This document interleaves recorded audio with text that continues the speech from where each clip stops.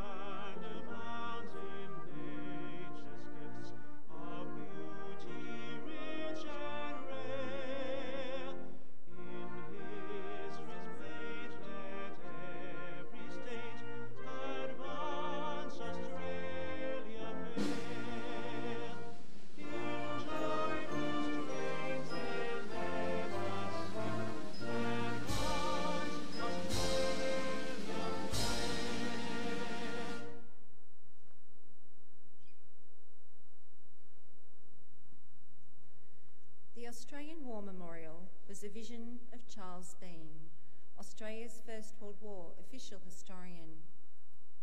Bean landed with the Australian troops on Gallipoli and stayed with them at the front through to the end of the war. The idea of this national memorial and museum came to him at Pozières, France, in the depths of the bloody fighting of 1916. Bean's idea was that this would be a place where families and friends could mourn loved ones buried in faraway places.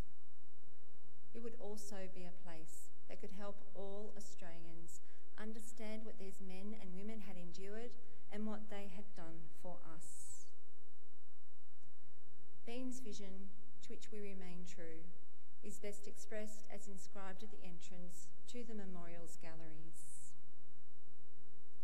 Here is their spirit, in the heart of the land they loved, and here we guard the record which they themselves made. Tonight, we will read the story behind just one of those on the Roll of Honour, which lists the names of more than 102,000 men and women who have given their lives for us in war and operations for over more than a century. But first we present a lament, Flowers of the Forest. Wreaths and floral tributes will now be laid at the base of the Pool of Reflection.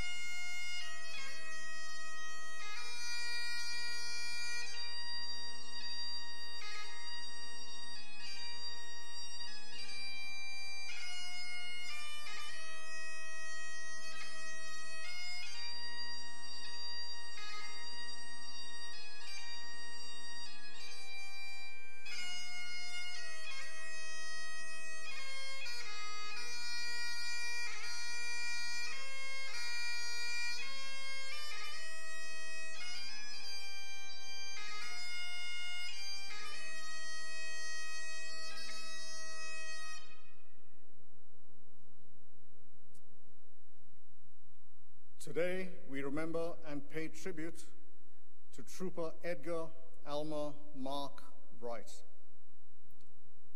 Edgar Wright was born in 1892, one of 5 children of George and Mary Wright, who owned the Mua plantation near Suva on Fiji Island. He grew up on the government station at Fort Carnarvon, attended public school at Levuka and Suva, and spent his formative years at Australian College at Randwick in Sydney before taking up a position as a plantation manager with the Burns, Philp and Company in the Solomon Islands. Edgar returned to Sydney and enlisted in the Australian Imperial Force in March 1915. His older brother George had already enlisted, sailing for Egypt with the Australian Light Horse. Edgar trained at the military camp at Liverpool before embarking for Egypt with a reinforcement group for the 6th Light Horse Regiment. After fighting on Gallipoli during the last stages of the campaign, he was evacuated with frostbite before the withdrawal of Allied forces in December. He then linked up with the regiment at Mahdi Camp near Cairo on New Year's Eve, 1915. After Gallipoli, the AIF underwent a major reorganization and effectively doubled in size. While the infantry prepared to join the fighting on the Western Front, the Light Horse remained in Egypt, joining the Anzac Mounted Division and defending the Suez Canal from the Ottoman incursions across the Sinai Desert.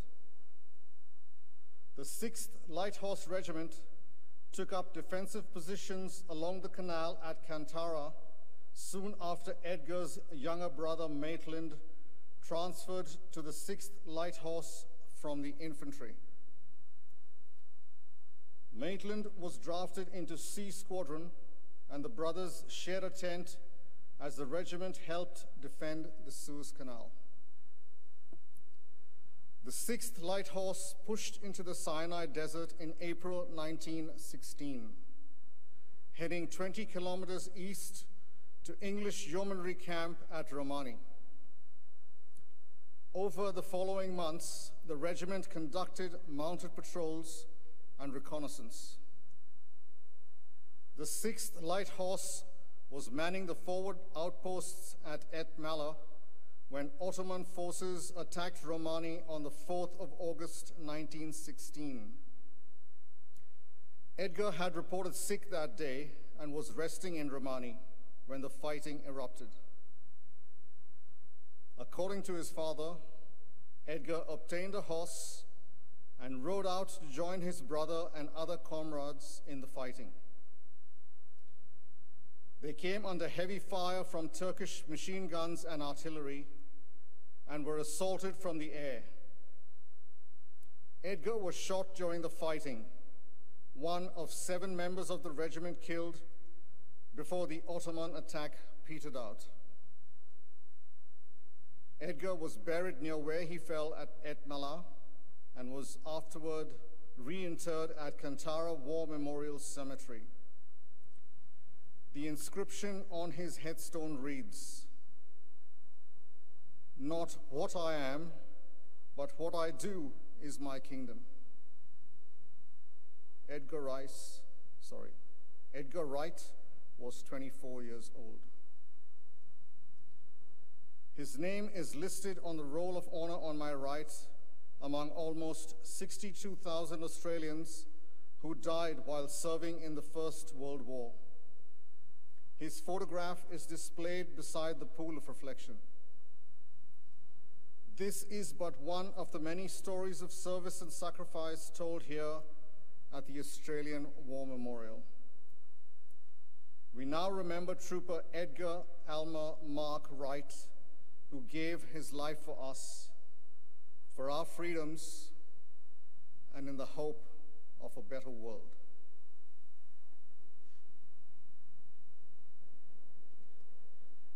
would you all please stand for the ode and last post?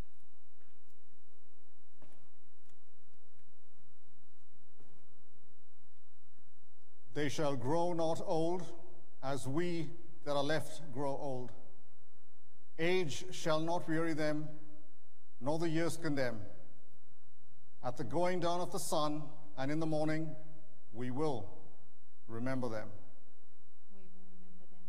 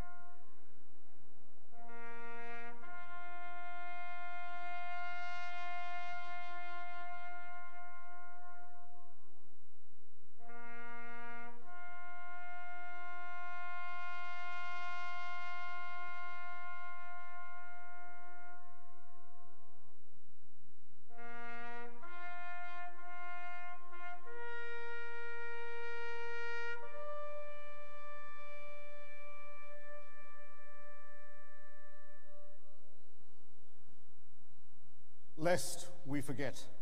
Lest we forget.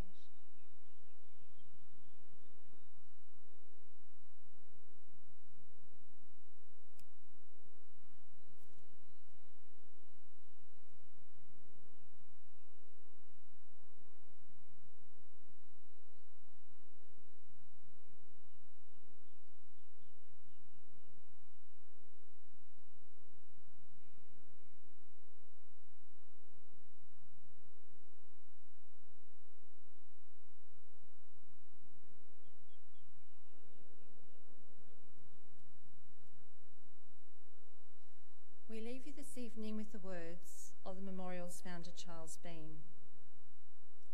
Many a man lying out there at Pozières or in the low scrub at Gallipoli, with his poor tired senses barely working through the fever of his brain, has thought in his last moments, well, it's over. But in Australia, they will be proud of this. Ladies and gentlemen, that concludes this evening's last post ceremony. We would like to thank you for visiting the Australian War Memorial today, and we wish you